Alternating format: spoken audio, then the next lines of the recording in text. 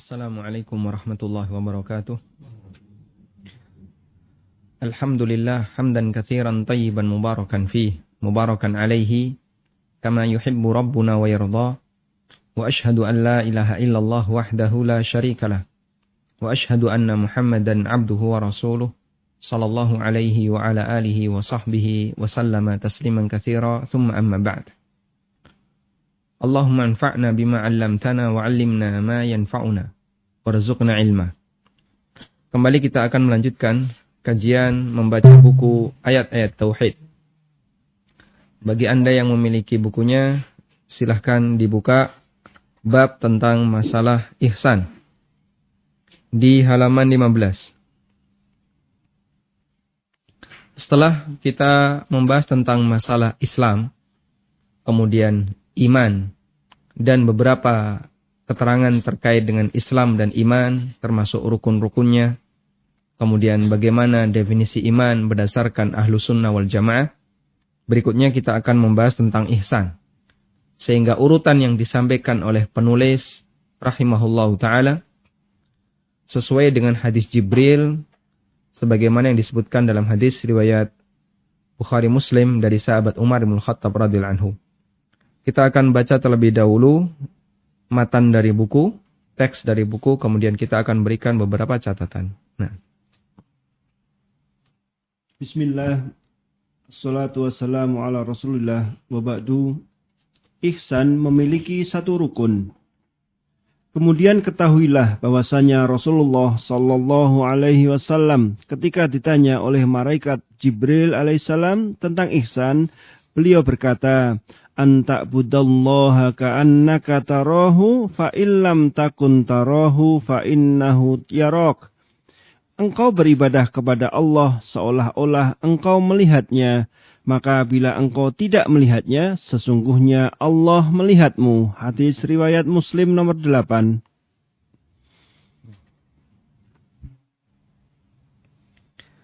Ihsan adalah engkau beribadah kepada Allah ka'annaka tarah, seolah-olah engkau melihatnya.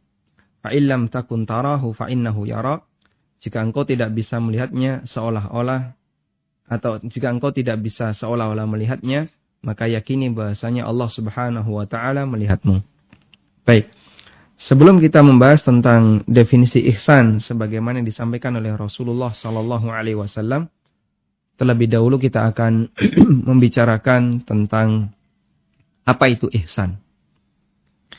Nabi SAW menyebutkan dalam hadis Jibril tentang 3 hal yang itu merupakan bagian dari agama. Yang pertama adalah Islam, kemudian iman, yang ketiga adalah ihsan. Dan ketika Jibril itu pergi, Rasulullah SAW bertanya kepada para sahabat, Atadruna manis sa'il? Tahukah kamu siapakah orang yang bertanya itu? Kemudian sahabat mengatakan, Allah wa rasuluhu a'lam. Lalu Nabi SAW bersabda, Innahu Jibril atakum yu'allimukum dinakum. Itu adalah Jibril datang kepada kalian untuk mengajarkan agama kepada kalian. Dalam keterangan itu Nabi SAW mengatakan bahwasanya Jibril datang dalam rangka mengajarkan agama kepada para sahabat Nabi SAW. Maka semua yang disebutkan dalam hadis Jibril adalah agama yang disampaikan oleh atau yang diturunkan oleh Allah Subhanahu wa taala kepada Nabi Muhammad sallallahu alaihi wasallam. Dan maratibuddin, tingkatan agama itu ada 3. Yang pertama adalah Islam, yang kedua iman dan ihsan sebagaimana dalam hadis Jibril. Islam memiliki rukun, iman juga sama, dan ihsan juga punya rukun. Rukun Islam yang dijelaskan oleh Nabi sallallahu alaihi wasallam ada 5. Apa rukun Islam? Syahadat la ilaha illallah Muhammadur Rasulullah, menegakkan salat sampai menunaikan ibadah haji. Kemudian iman dijelaskan oleh Nabi SAW, rukunnya ada 6. Antu'mina billah wa malaikatihi, engkau beriman kepada Allah, para malaikatnya, kitab-kitabnya, dan seterusnya sampai iman kepada takdir. Kemudian Nabi SAW ketika menjelaskan tentang ihsan, Rasulullah SAW tidak mengatakan rukun ihsan. atau tidak menjelaskan rukun ihsan, tapi beliau mengatakan anta'budallah, engkau beribadah kepada Allah. Sehingga ihsan yang beliau jelaskan adalah keterangan tentang bagaimana cara ibadah kepada Allah yang maksimal. Karena itu para ulama mengatakan Islam ini berkaitan dengan amal dohir, amal lahiriah. Sehingga rukun-rukun Islam yang disebutkan oleh Nabi SAW, ada syahadat, salat sampai haji, semua itu adalah amal lahiriah. Sedangkan iman terkait amal batin. Mengimani Allah, beriman kepada kitabullah, kemudian para malaikat, para rasul dan seterusnya sampai iman kepada takdir, itu adalah amal batin. Dan dua ini ibadah. Ibadah kepada Allah Ta'ala. Baik ibadah dalam bentuk amal lahiriah maupun ibadah dalam bentuk amal batin. Lalu ihsan adalah teori bagaimana cara beribadah yang maksimal. Sehingga ihsan itu menjelaskan tentang cara ibadah. Cara ibadah yang maksimal. Maka ihsan berlaku pada Islam, juga berlaku pada iman. Sehingga orang ketika berislam, maka dia dituntut berislam yang baik. Bagaimana caranya? Dengan cara melakukan ihsan ketika berislam. Orang ketika beriman, maka dia juga harus ihsan ketika menjalankan imannya. Maksimal dalam beriman kepada Allah, beriman kepada para malaikat dan seterusnya sampai iman kepada takdir. Dan setiap bentuk penyimpangan dan pelanggaran, ketika orang menjalankan ibadah kepada Allah, maka berarti dia meleset dari ihsan. Berarti ada yang kurang dalam menjalankan ihsannya. Sehingga rukun ihsan itu adalah, rukun ihsan dinyatakan ada satu, yaitu tentang bagaimana cara ibadah yang maksimal. Itu rukun ihsan. Namun ihsan ada dua tingkatan. Ihsan ada dua tingkatan. Tingkatan yang pertama adalah engkau beribadah kepada Allah seolah-olah. Seolah-olah engkau melihat Allah.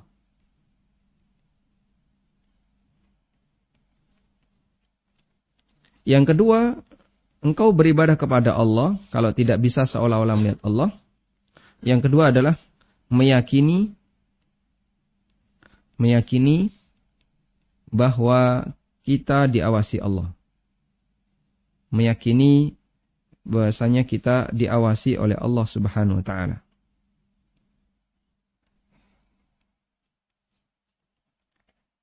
Tayyib.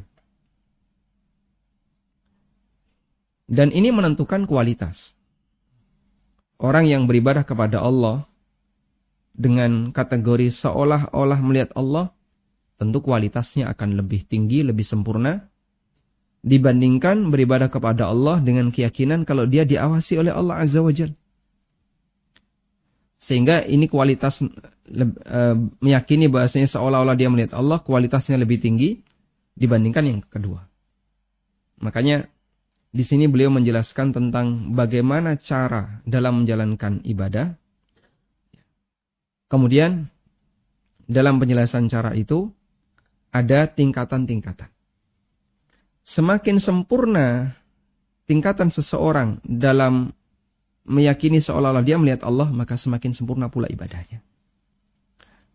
Sebaliknya yang kedua, ketika dia semakin turun, maka ibadahnya juga semakin turun kualitasnya.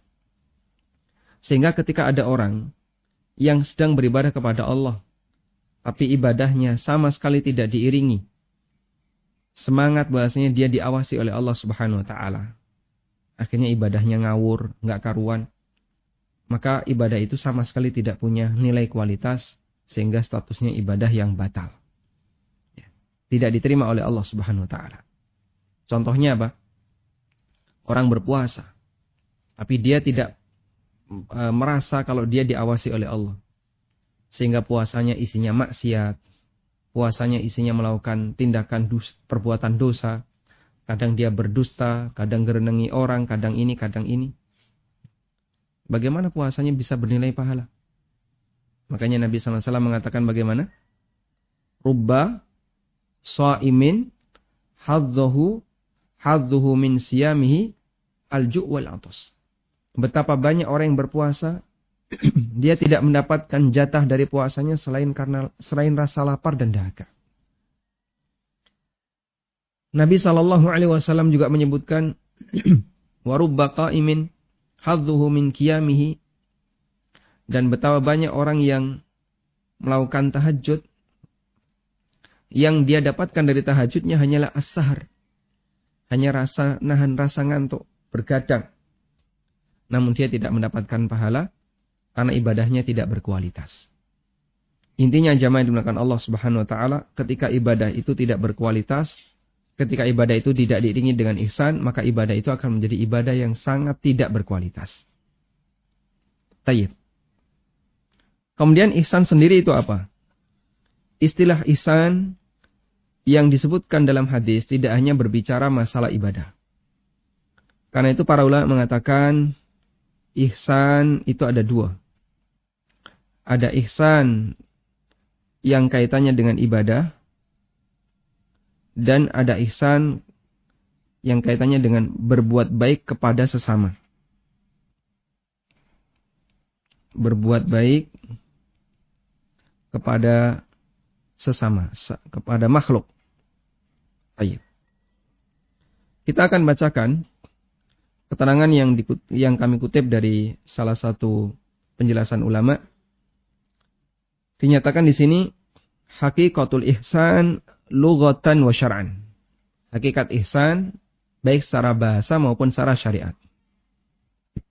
Wa bayanu ruknihil azim, dan penjelasan tentang rukun ihsan yang agung.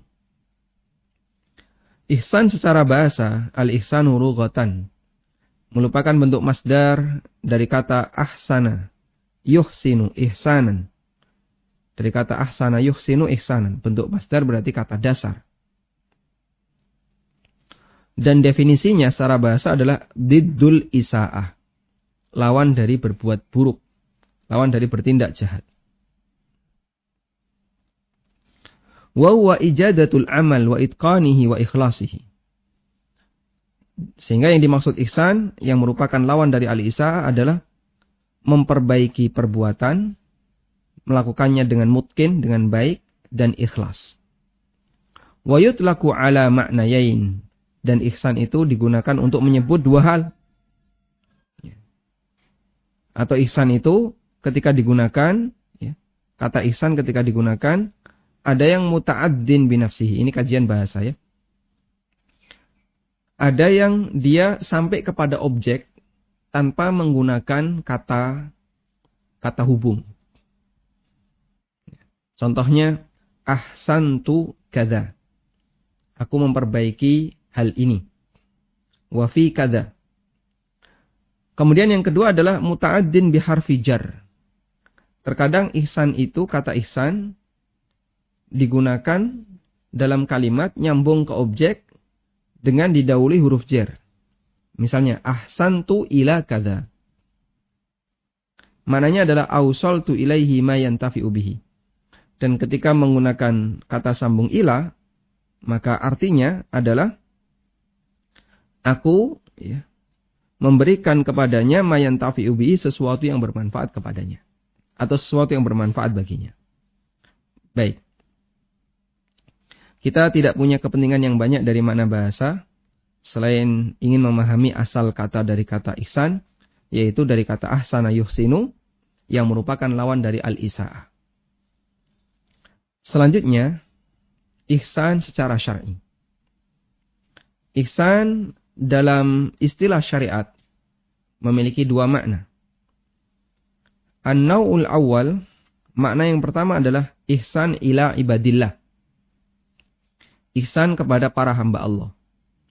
Wa huwa ala qismain, dan ihsan untuk para hamba Allah itu ada dua tingkatan, ada dua hukum. Al-qismul awal, tingkatan yang pertama. Al-qismul awal, tingkatan yang pertama adalah wajibun, hukumnya wajib. wa huwa ayyakuma bi huquqihimul wajibati ala akmali wajhin, yaitu menunaikan kewajiban kita kepada orang lain dengan cara yang terbaik. Contohnya apa? Birrul walidain, berbakti kepada kedua orang tua, silaturahmi, al-insaf fi jami'il muamalat, dan bersikap proporsional dalam setiap kegiatan muamalah. Al-insaf fi jami'il muamalat, bersikap proporsional dalam setiap kegiatan muamalah. Nah, sehingga ihsan seperti ini mencakup wa yadkhulu fi hadzal qism al-ihsan lil bahaim. Dan ini mencakup berbuat baik kepada binatang, al-ihsan fil qatl, melakukan tindakan ihsan ketika membunuh, berdasarkan hadis dari Shaddad bin Aus yang diriwayatkan oleh Muslim radhiyallahu anhu. Beliau mengatakan, "Sintani hafidtuhuma an Rasulillah sallallahu alaihi wasallam." Ada dua hal yang aku hafalkan dari Nabi sallallahu alaihi wasallam. Lalu beliau menceritakan bahwasanya Nabi sallallahu alaihi wasallam bersabda, "Innallaha katabal ihsana ala kulli syai'in. Fa idza qataltum fa ahsinul qitlah wa idza dzabhtum fa ahsinudz dzibha wal yuhidda ahadukum syafratahu wal yurih dzabihatahu." Sesungguhnya Allah mewajibkan al-ihsan untuk segala urusan. Kalau kalian membunuh, maka bunuhlah dengan cara yang ihsan. Kalau kalian menyembelih, sembelihlah dengan cara yang ihsan. Hendaknya dia tajamkan pisaunya, wal yurih dzabihatahu, sehingga binatang sembelihannya cepat diistirahatkan, artinya cepat mati. Kata Al-Hafidz Ibnu Rajab rahimahullah, hadzal hadits yadullu ala wujubi al-ihsan fi kulli syai'in minal a'mal.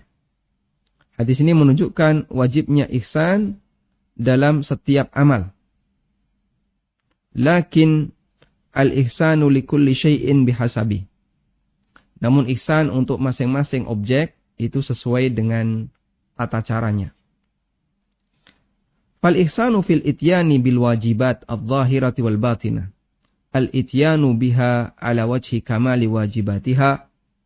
Fahadzal qadar minal ihsani fiha wajibun. Ihsan dalam melakukan kewajiban yang lahir maupun yang batin, bentuknya adalah melakukannya ala wajhi kamali wajibatiha, dengan memenuhi seluruh kewajibannya secara sempurna. Fahadzal qadar, maka ihsan dengan takaran semacam ini, dengan bentuk semacam ini, minal ihsani fiha wajib, termasuk di antara ihsan yang hukumnya wajib. Wa ammal ihsanu fiha bi ikmali mustahabbatiha falaysa biwajib. Adapun ihsan dengan memenuhi bagian-bagian yang dianjurkan, maka hukumnya tidak wajib. Baik. Kesimpulannya, bahwasanya ihsan berbuat baik kepada sesama itu ada yang tingkatannya wajib, ada yang tingkatannya tidak wajib. Wajib berarti memenuhi hak orang lain, hak sama makhluk. Ada yang anjuran. Kalau anjuran lebih dari sebatas memenuhi hak. Sehingga misalnya haknya adalah sampai grade 5, kita kasih 6, maka kelebihan itu sifatnya anjuran dan tidak wajib. Nah, kemudian kita lanjutkan. Wal ihsanu fi tarkil muharramat, dan ada ihsan dalam bentuk meninggalkan sesuatu yang haram. Bentuknya adalah al-intihau anha wa tarku zahiriha wa batiniha.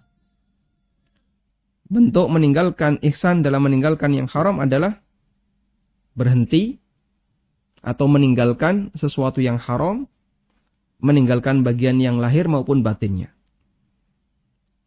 Allah Ta'ala berfirman, وَذَرُوا ظَاهِرَ الْإِثْمِ وَبَاطِنَهُ إِنَّ الَّذِينَ يَكْسِبُونَ الْإِثْمَ سَيُجْزَوْنَ مَا كَانُوا يَقْتَرِفُونَ. Tinggalkanlah bagian yang lahir, bagian yang zahir dari perbuatan dosa. dan juga bagian yang batin. Lalu di sini dinyatakan fadzal qadar minal ihsani fiha wajib.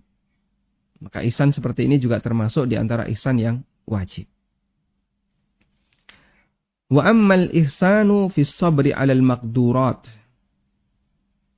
Kemudian bentuk ihsan juga ada yang bentuknya bersabar terhadap takdir. Fa ayyatiya bis sabri 'alaiha. Bentuknya adalah bersabar terhadap takdir ala wajhihi min ghairi tasakhutin wala jaza. Di mana ketika mendapatkan musibah dia tidak murka dan juga tidak al-jaza, tidak grundel.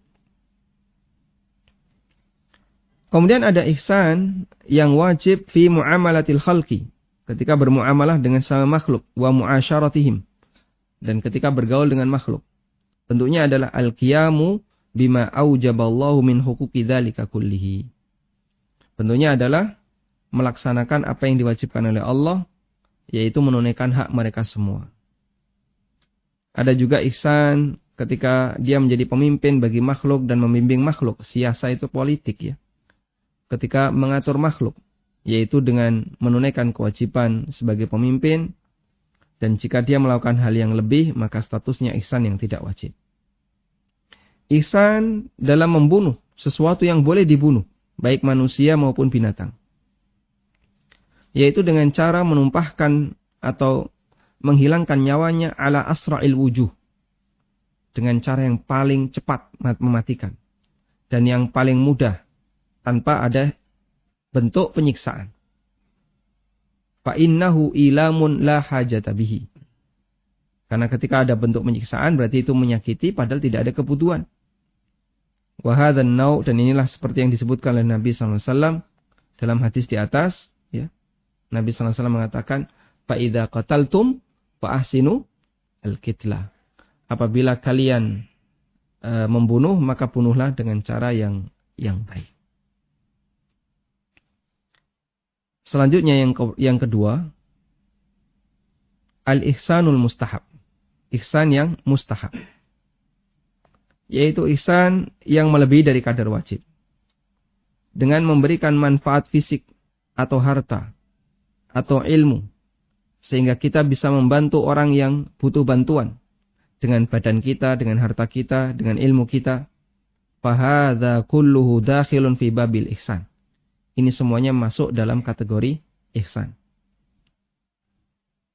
Wa ajallu anwa'il ihsan, dan bentuk ihsan yang paling mulia adalah al-ihsanu ila man asa'a ilaika.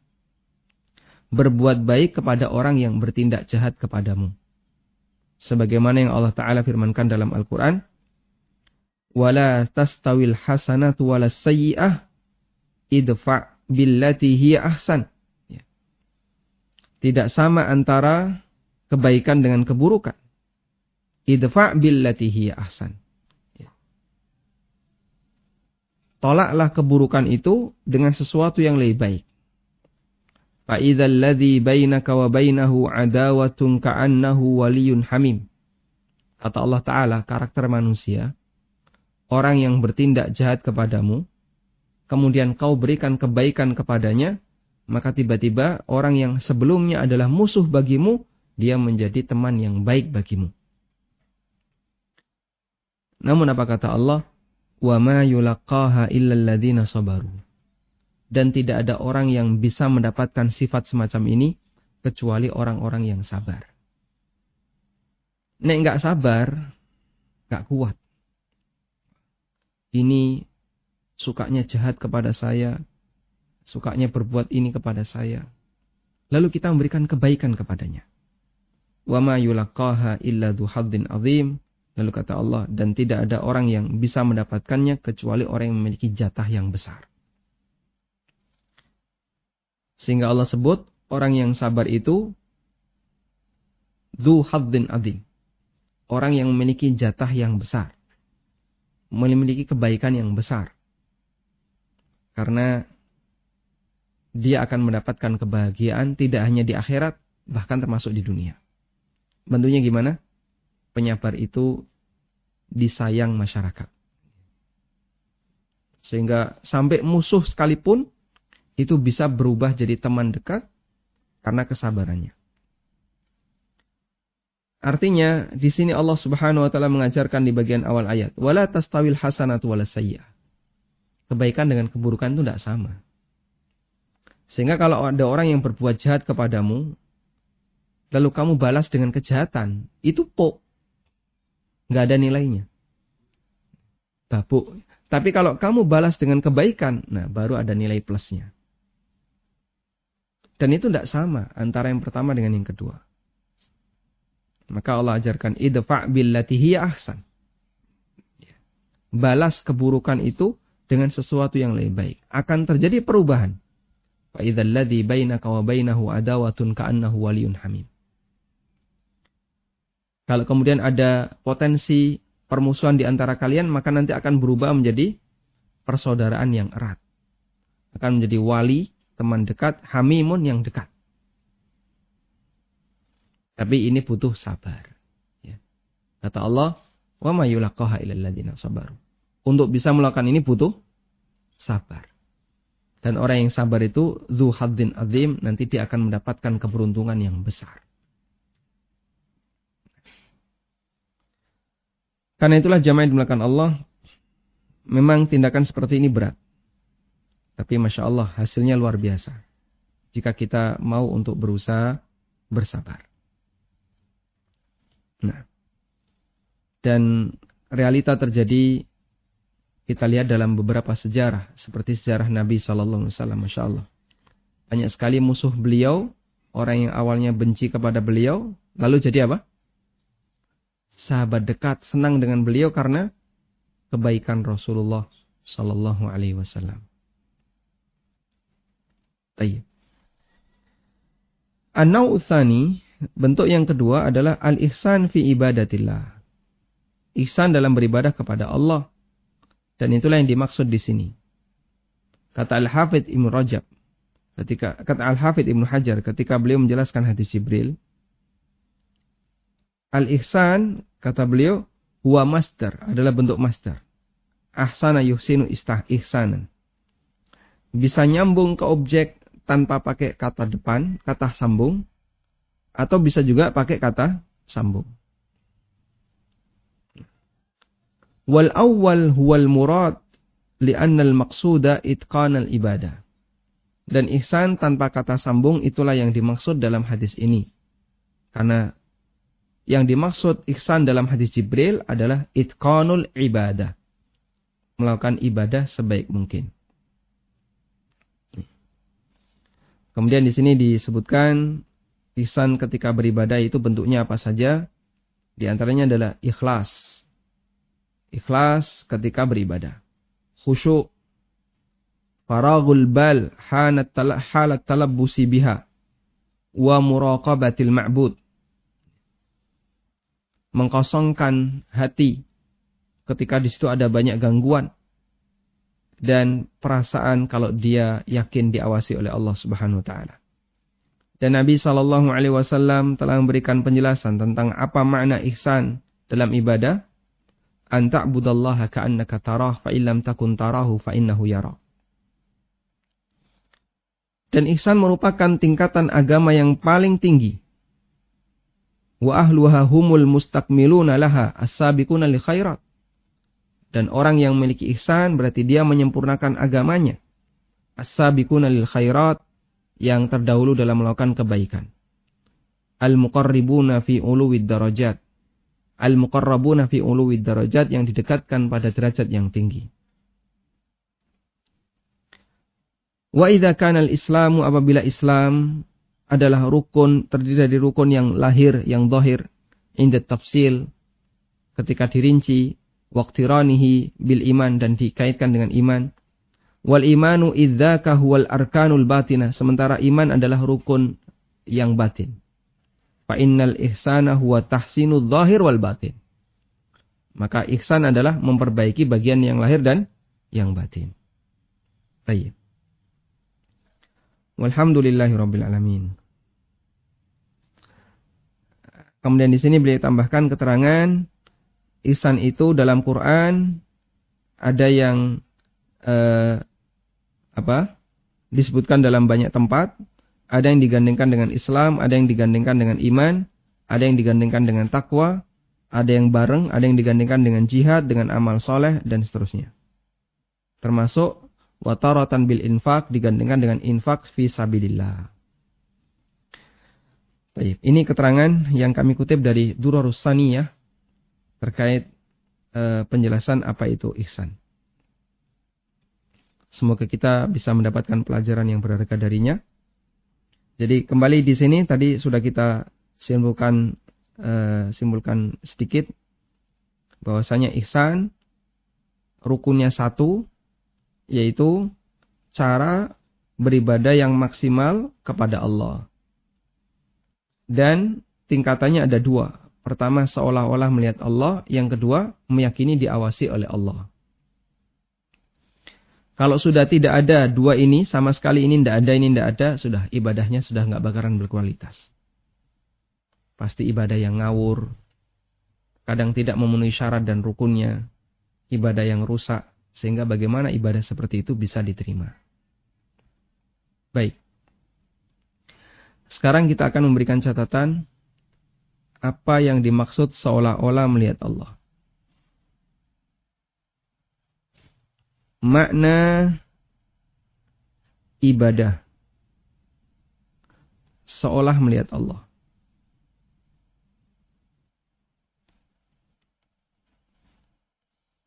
Kita tidak mungkin melihat Allah selama kita hidup.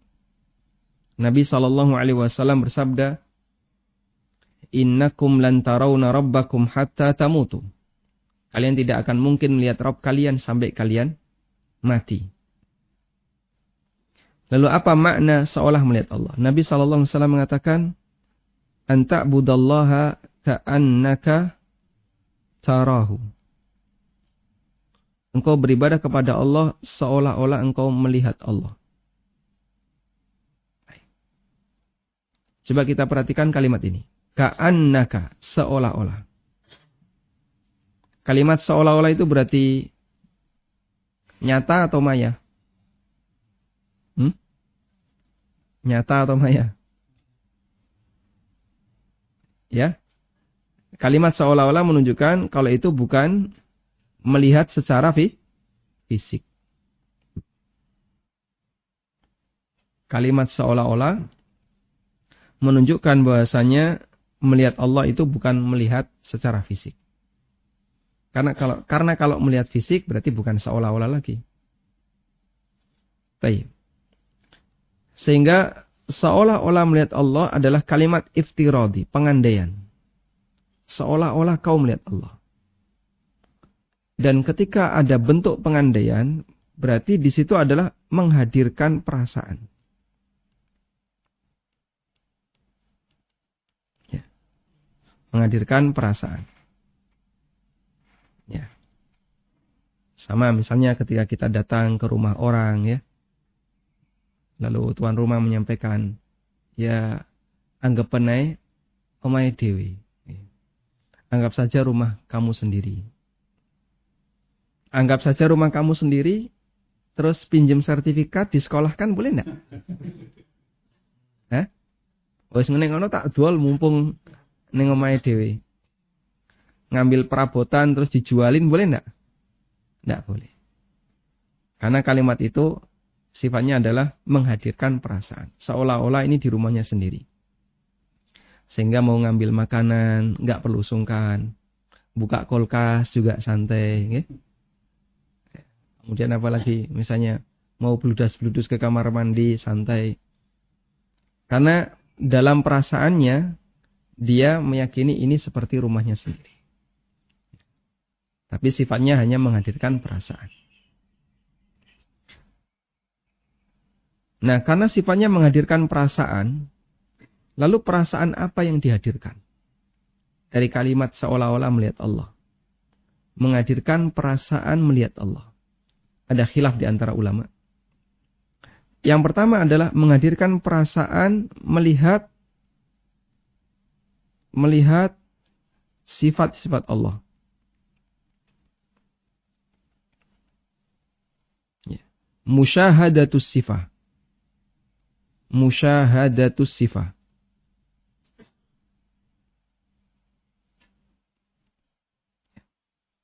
Sehingga yang dilakukan adalah dia menghadirkan keagungan dan sifat-sifat kebesaran Allah ketika dia beribadah. Saya beribadah kepada Zat yang Maha Agung. Saya berhadapan dengan Zat yang Maha melihat. Zat yang Maha mulia. Zat yang Maha. Itu yang dimaksud dengan musyahadah as-sifah. Sehingga ketika dia beribadah kepada Allah, dia hadirkan perasaan bahasanya di hadapannya, atau dia berhadapan dengan Zat yang memiliki banyak sifat-sifat kesempurnaan. Dan ini pendapat yang disampaikan oleh Syekh Shalih Al-Utsaimin hafizahullah ta'ala. Yang kedua adalah menghadirkan perasaan seolah di hadapannya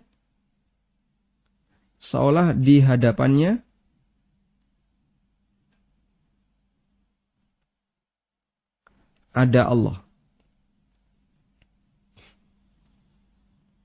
Sehingga dia meyakini di depannya ini Allah. Dan Allah melihat aku, lahir dan batinku, gerakan dan juga suasana hati. Maka ketika dia menghadirkan perasaan semacam itu, ibadahnya akan sangat serius. Meskipun tidak divisualisasikan. Dan Islam yang mengajarkan seperti ini. Beda dengan agama paganisme. Tuhan itu diapakan? Divisualisasikan. Jadi patung. Baik patungnya bentuknya patung yang ada salibnya atau yang tidak ada salibnya. Baik yang menakutkan maupun yang lucu-lucu. Kayak boneka misalnya. Sehingga dia menghadirkan perasaan seolah-olah di hadapannya ada Allah Azza wa Jalla. Tapi tanpa divisualisasikan. Maka dia ketika punya masalah akan serius. Dia ketika mohon ampun akan serius. Ketika melaksanakan ibadah akan serius. Sehingga di sini akan menyebabkan orang itu serius ketika ibadah. Serius dalam beribadah bagaimana? Ya dia akan sungguh-sungguh memperhatikan lahir batin. Karena dia tahu Allah Subhanahu wa ta'ala yang menyaksikan. Dan ketika orang bisa semacam ini, maka dia akan bisa menikmati ibadahnya. Sehingga sholat yang dia kerjakan, dia bisa menikmatinya. Seolah-olah dia sedang bermunajat dengan Allah Subhanahu wa ta'ala secara langsung, minta secara langsung kepada Allah. Maka dia akan serius. Bisa nggak Pak kayak gitu? Bisa. Dalam kehidupan kita sehari-hari kita sering melakukan seperti itu. Kadang misalnya ada orang yang ngomong sendiri. Kok bisa kamu ngomong sendiri? Karena dia membayangkan di hadapannya itu misalnya orang lain atau siapa misalnya. Atau saudaranya atau orang tuanya. Nih. Coba Bapak Ibu ya.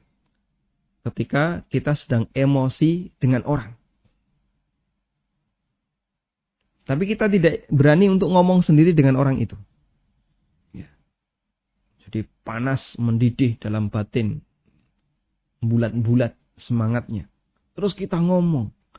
Seolah-olah di depan kita adalah orang itu. Pernah nggak kayak gitu? Pernah nggak? Pernah ya? Hampir kita semuanya pernah seperti itu. Jadi sebenarnya kita bisa. Itu kehidupan kita sehari-hari. Itulah seperti yang dimaksud Nabi SAW. Ka'annaka tarah. Seolah-olah engkau melihat Allah Ta'ala. Sehingga seolah-olah Allah berada di hadapanmu. Meskipun kita tidak mungkin ketemu Allah Subhanahu Wa Ta'ala. Sampai kita meninggal dunia. Wallahu ta'ala alam. Kemudian tingkatan yang kedua dari ihsan adalah fa illam takun tarahu fa innahu yarak. Fa innahu yaraka. Kalau kamu tidak bisa seolah-olah melihatnya, yakini bahasanya dia melihatmu. Sehingga di sini kita meyakini Allah Subhanahu wa taala menyaksikan. Allah menyaksikan. Maka kamu perlu waspada karena Allah menyaksikan semua perbuatanmu, gerakanmu, lahir batinmu. Sehingga batinmu ini ada di mana, kamu sedang ngomong apa dengan batinmu, batinmu sedang ngapain, mikir apa, Allah tahu. Ya. Tapi barangkali orang jenis kedua ini, dia tidak bisa menikmati bermunajat dengan Allah. Dia cuma berusaha bagaimana caranya agar dia fokus dalam ibadahnya. Tapi bisa jadi dia tidak bisa menikmati kedekatannya dia dengan Allah Subhanahu wa taala. Maka orang yang kedua ini ibadahnya tidak lebih berkualitas dari sisi kondisi batin dibandingkan yang pertama. Wallahu taala alam. Walhamdulillahirabbil alamin. Ini penjelasan yang bisa kita sampaikan terkait masalah ihsan. Semoga bermanfaat. Wassallallahu ala nabiyyina Muhammadin wa ala alihi wa sahbihi wa sallam wa akhiru da'wana anil hamdulillahi rabbil alamin. Jazakallahu khairan Ustaz atas kajian di pagi hari ini. Ada beberapa pertanyaan dari pemirsa ANB Channel. Yang pertama, agar sholat kita khusyuk, kita melakukan ihsan dalam sholat, yaitu membayangkan seakan-akan kita melihat Allah. Bolehkah dengan cara membayangkan seakan-akan kita lagi melihat Ka'bah? Ketika kita sedang sholat, bolehkah dengan cara seolah-olah kita sedang melihat Ka'bah? Berarti kita mikir yang lain. Ka'bah itu makhluk bukan? Makhluk bukan? Makhluk. Terus kita sholat mikir makhluk. Berarti kita mikir yang lain. Maka justru ini yang kami pahami menurunkan kualitas khusyuk. Ada beberapa jamaah yang pernah ikut pelatihan sholat khusyuk, workshop tentang sholat khusyuk. Tapi tata cara workshop sholat khusyuk ini, tata cara mengajarkan sholat khusyuk di sini bukan berdasarkan bagaimana yang seperti yang diajarkan oleh para ulama. Tapi mukadimahnya adalah audio visual. Jadi sebelumnya jamaah dibuat gimana caranya nangis. Disuruh nonton misalnya video tentang keagungan dan kebesaran Allah. Terus dikasih suara-suara yang menakutkan. Sampai akhirnya jamaah itu merasa takut, sedih dengan dosanya, membuat mereka nangis. Setelah itu baru diajari untuk bermunajat dengan Allah dengan cara melaksanakan sholat khusyuk. Sehingga kalau itu dipraktikkan di rumah dan gak ada audio visual seperti yang dia saksikan saat ikut workshop, ya kualitas khusyuknya jadi tidak seperti waktu ikut workshop. Makanya harus menyediakan itu. Tapi kan repot. Masa setiap mau sholat nyetel dulu kan itu. Nonton dulu. Dan kalau nonton itu untuk nonton yang kedua, ketiga kalinya sudah nggak bakalan sedih lagi. Kita nonton sinetron yang menyedihkan sekali. Begitu diulang, wah ini sudah pernah. Meskipun menyedihkan, jadi nggak terasa menyedihkan. Hanya kali yang pertama yang itu memberikan pengaruh bagi perasaan hati manusia. Baik. Nah, akhirnya saya penasaran ya. Sebenarnya cara sholat khusyuk yang diajarin itu kayak gimana? Terus saya tanya ke masing-masing beberapa jamaah karena yang ikut juga banyak ya. Kemudian ada yang memberikan jawaban, ya intinya kita membayangkan kalau kita itu punya dosa besar. Atau kita seolah-olah berada di dekat Ka'bah. Seolah-olah berada di sini, di sini. Ada juga yang ngasih jawaban, saya itu merasakan khusyuk kalau saya itu sholat di tepi sungai, ada suara air. Ya, kayak di surga. Masya Allah. Bayangan kita surga kan nggak nyampe kan gitu. Itu padahal sholat di gardu bisa ya. Suasana angin, ada gemercik air sungai semilir kan. Suara daun.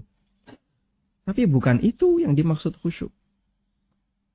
Nah makanya khusyuk itu ada yang salah karena dia nggak tahu ilmunya. Diingatkan oleh sebagian masyayikh yang pernah membahas tentang fikih salat khusyuk seperti Syekh Abdul Salam Asy-Syu'air, Dr. Abdul Salam Asy-Syu'air, hafizahullah ta'ala. Khusyuk itu ada pembahasan dari sisi ilmu dan ada pembahasan dari sisi hati. Nah, khusyuk dari sisi ilmu, ya, tentunya tadi orang harus tahu gimana cara yang benar dalam khusyuk. Karena ada banyak orang yang seolah-olah khusyuk padahal aslinya tidak khusyuk. Wallahu a'lam. Berikutnya, ketika seseorang atau seorang hamba kurang tawakal kepada Allah, apakah ini termasuk kurang sempurnanya ihsan di dalam hatinya? Hamba yang kurang tawakal kepada Allah Ta'ala, kurang bertawakal ketika menjalankan aktivitas, berarti ada yang kurang dari ihsan, ada yang kurang dari ihsannya. Ihsan terkait bertawakal kepada Allah. Karena intinya ihsan tadi adalah berbuat atau melaksanakan amal lahir dan batin sebaik mungkin. Dan tawakal bagian dari amal batin. Tawakal itu turunan dari iman kepada siapa? Tawakal itu turunan dari iman kepada takdir. Tawakal itu turunan iman kepada takdir. Juga turunan iman kepada Allah. Ketika orang iman kepada Allah kuat, salah satu pengaruhnya adalah tawakal. Dan juga diiringi dengan iman kepada takdir. Baik. Maka kalau dia nggak bisa tawakal atau tawakalnya lemah, berarti ihsan dia ketika beriman kepada Allah dan kepada takdir berkurang. Wallahu a'lam. Bagaimana bila kata ihsan dipakai untuk nama bayi laki-laki, misalnya Muhammad Ihsan, bolehkah? Ada ulama besar ya yang beliau dibunuh oleh orang Syiah, ulama Pakistan ya. Syekh Ihsan Ilahi Dhahir. Dan beliau mendapatkan hadiah, penghargaan dari negara Saudi karena karya-karya beliau yang cukup banyak dalam membantah Syiah. Karyanya sangat ilmiah, cukup kuat dalam membantah Syiah sehingga mendapatkan penghargaan dari pemerintah Saudi. Dan beliau ketika ceramah ditembak, meninggal dunia, rahimahullahu ta'ala. Namanya Syekh Ihsan Ilahi Dhahir, ulama Pakistan. Sehingga insya Allah nama Ihsan di sini boleh dipakai sebagai nama orang, sebagaimana boleh menggunakan nama Al-Islam atau Al-Iman. Dulu ada orang namanya Al-Islam.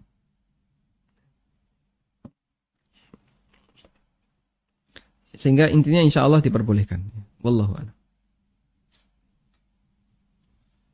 Yang berikutnya, apakah salah satu sebab kita tidak bisa menangis ketika sendirian adalah banyaknya dosa? Karena saat ini saya susah ketika ingin menangis merenungi dosa yang telah dilakukan.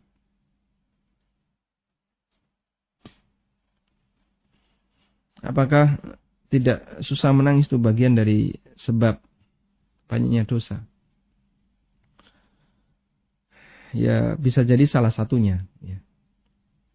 Dan karena hati kita terlalu sering ditutupi dengan maksiat, sehingga susah ditembus dengan hidayah, susah ditembus dengan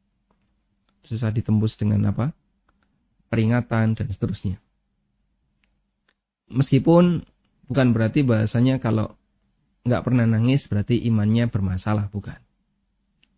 Namun menangisi dosa, menangisi kesalahan kita kepada Allah, menangisi kita tidak bisa mensyukuri nikmat Allah dengan maksimal, menangisi banyak kekurangan dalam beribadah dan seterusnya. Itu nangis terpuji.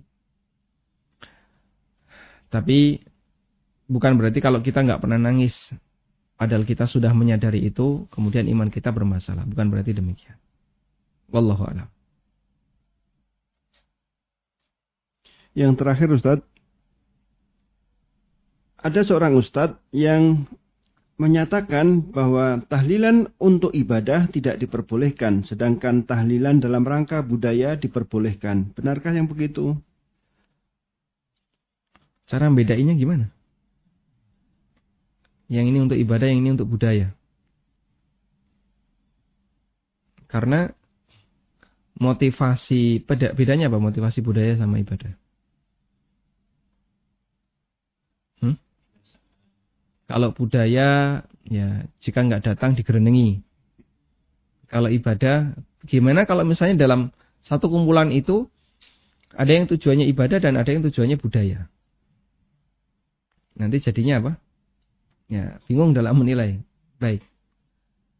Ada sebuah riwayat yang bisa kita jadikan sebagai acuan.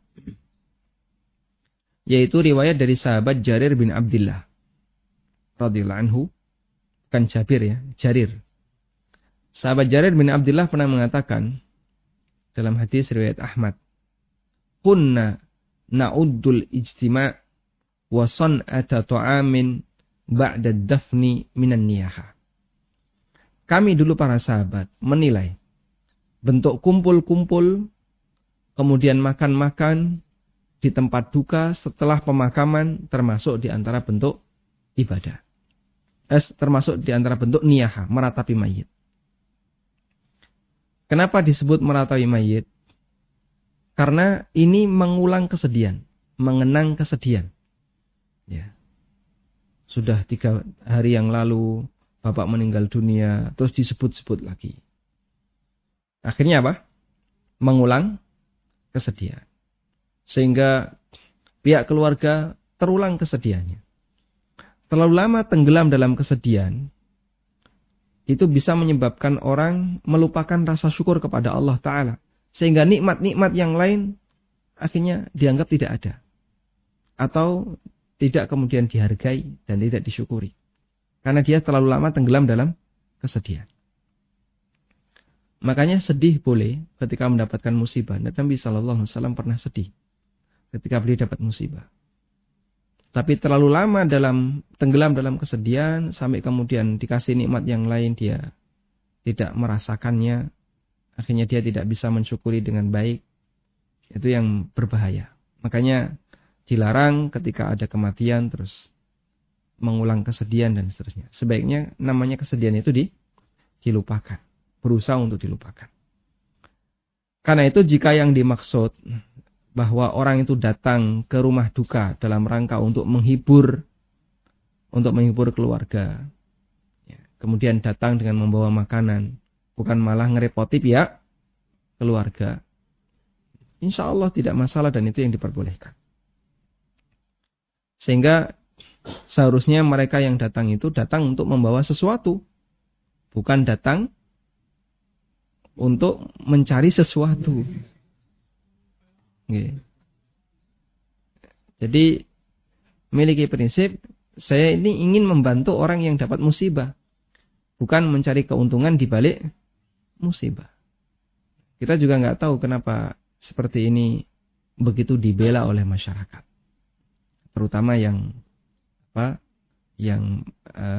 melakukan tradisi ini. Padahal kan ini sedekah atas nama mayit. Sedekah atas nama mayit penjelasannya sudah ada. Ya. Silahkan disedekahkan untuk kepentingan yang lebih permanen. Misalnya apa Pak? Ya, wakaf. Dipakai beli mushaf. Atau untuk pembangunan kegiatan sekolah, masjid atau yang lainnya. Itu lebih permanen. Sedangkan orang yang datang itu tujuannya adalah untuk membantu bertakziah. Loh, ini kan memuliakan tamu. Nah, ada pembahasan tentang itu ya. Ada salah satu alasan yang disampaikan oleh mereka yang ingin mempertahankan ini. Ini dalam rangka memuliakan tamu, dan tamu itu harus dikasih makan. Dikasih ini, dikasih ini. Baik. Bedakan antara bertakziah dengan bertamu. Tamu itu datang bil farah, dengan kebahagiaan. Sedangkan takziah itu datang dalam rangka untuk apa? Turut berbelasungkawa. Orang takziah itu apakah datang dengan kebahagiaan? Alhamdulillah ya bapak wis mati. Nek saurip ngono kowe malah lara kabeh awakmu. Ya. Sekalipun bisa jadi mayit itu diharapkan cepat mati, tapi orang datang dengan membawa kondisi belasungkawa, turut berbelasungkawa dan seterusnya. Karena itu sungguh aneh jika ini dipahami sebagaimana bertamu. Nah, kalau tamu dikasih suguhan. Tapi kalau bertakziah, seharusnya dia yang bawa hadiah atau bawa hibah, hadiah, sedekah kepada keluarga yang ditinggal. Wallahu a'lam wa sallallahu ala nabiyyina Muhammadin wa ala alihi wa sahbihi wa sallam. Wa akhiru da'wana alhamdulillahi rabbil alamin. Subhanakallahumma wa bihamdika asyhadu an la ilaha illa anta astaghfiruka wa atubu ilaik. Wassalamualaikum warahmatullahi wabarakatuh.